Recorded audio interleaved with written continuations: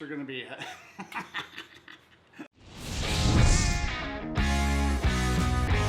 Welcome to Jimbo's Garage. Good afternoon, everyone, and welcome back to Jimbo's Garage. Today's video, we're going to be making a Jeep dash accessory rack. This is going to be used to hold some cell phones, GPS, or any kind of device like that. This particular model is an 09 Jeep Wrangler, and they do provide in the dash some studs that stick up below the dash. So I'm going to be making some little Z brackets. Going to be welded to a 1-inch round pole. It's going to be about 45 inches long, and it's going to be mounted about 1.5 inches above the dash finish height. You won't be able to see the mounting bolts. They are below inside the dash. It could be a fun little project. Let's get started on today's video. All right, for this project, I'm going to be using stuff I've just got hanging around the shop right here. You can see I'm going over to the scrap area and pulled out some of this 1-inch tube I had left over from another project, and it's going to work out just right. I actually wanted to get some slugs, and I went over to the plasma table and got some droppings from previous cutouts. Those are going to work out pretty good for the end caps. That's about all I'm going to need right there. All right, over to the Burr King. I'm just going to smooth these out a little bit and get them cleaned up, and then I'm going to get these welded onto the end of the tube. I got a little surprise here, a new addition to the shop, but before I show you that, we're going to get started on this tacking this in. All right, there it is. Got a brand new welding positioner from AC Precision Incorporated. This thing here comes with the vise, or not a vise, but a chuck and a tightening wheel on the end.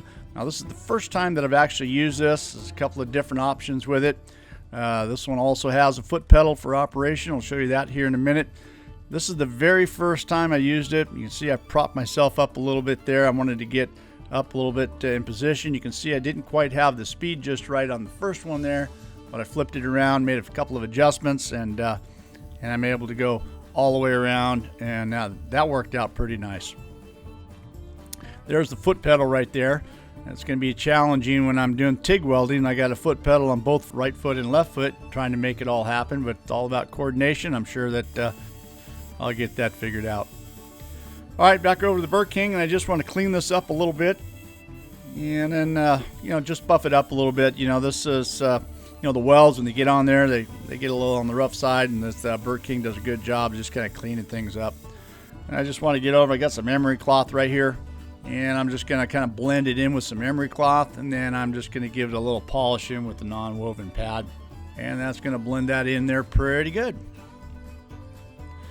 All right, back over to the scrap bin there and pulling out something for the tabs I'm going to be welding on.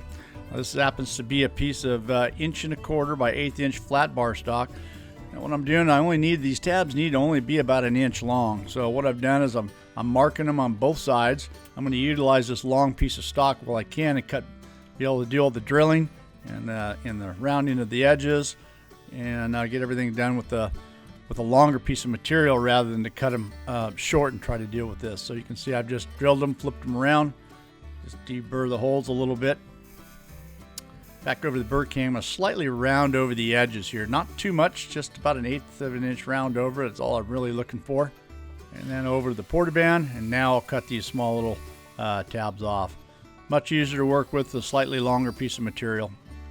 All right, over to the welding table, and I just clamped this down with a fixture clamp right here, and got it kind of raised up to the right elevation. I'm just using a block of wood to do that. Going to get it right in the middle of the tube, and then I'm just going to go ahead and just put just a weld across the back. This is going to be in the very back, so you're not going to really see this.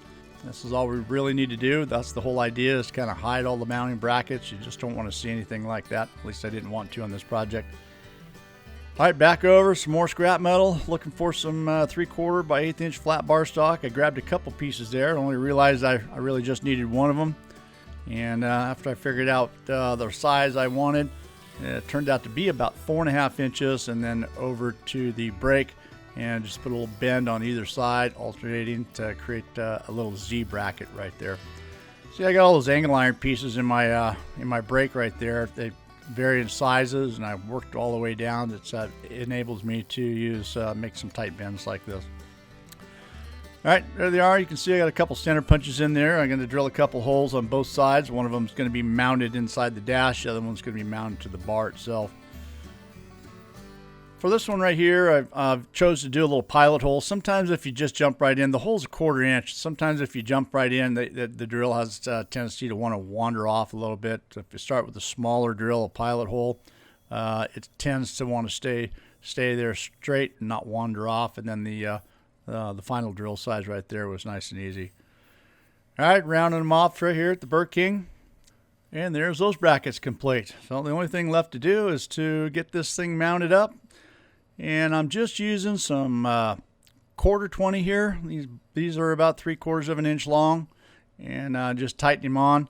And you can see that that is just about it. This is a fairly simple bracket right here. I chose to have this powder coated, so I wanted to look really nice. This is going to be inside the vehicle, so it's a good little project right there. Wasn't much to it, but got it installed, and it is just what we were looking for right there. These things are available. You can probably find something similar to this online, but I chose to want to make this. I thought this would make for a good project. I hope you guys enjoyed watching this video, and maybe you can do something like this for a friend or for your Jeep if you have one. So, good little project. Thanks for watching, guys. We'll see you next week. See you next time on Jimbo's Garage.